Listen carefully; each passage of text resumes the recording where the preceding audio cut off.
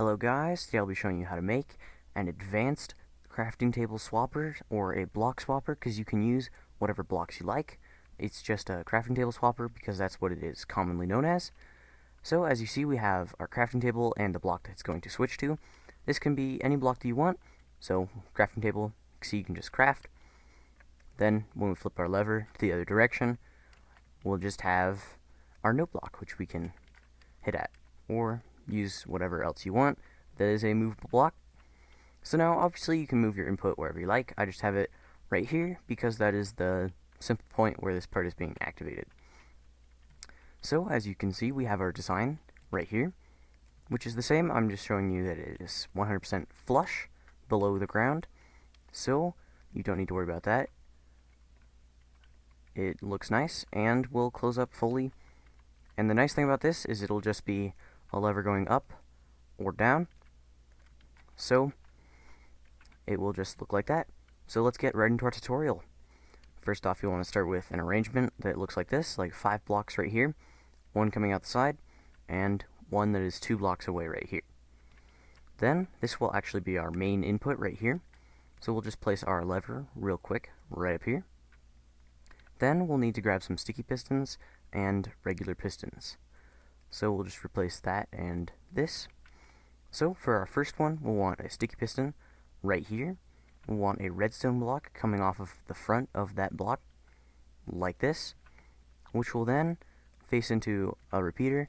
Another repeater will come across right here, and another repeater. Redstone dust here and here, like that, and we'll actually want this to be activated at first.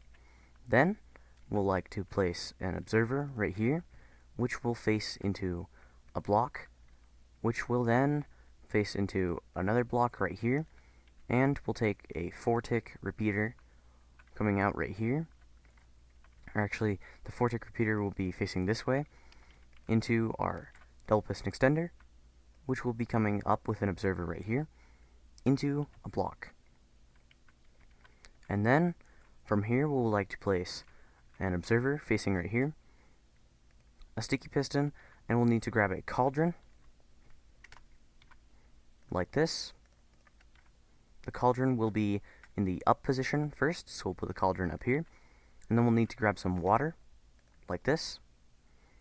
We'll just do that. You can put any amount of water in here. It only needs 1 bucket though, so you don't really need to worry about that. Then we'll put a redstone comparator right here, and we'll place a block with redstone dust on top, which will then go into another block that will power that block. Then we'll take pistons facing out either side of this with redstone blocks on the ends of them, like this. You'll see we'll just have those facing right there. And then we'll place one piston, or one regular piston. This part is going to be a regular piston. All the rest are sticky pistons, besides the one other block that is right here,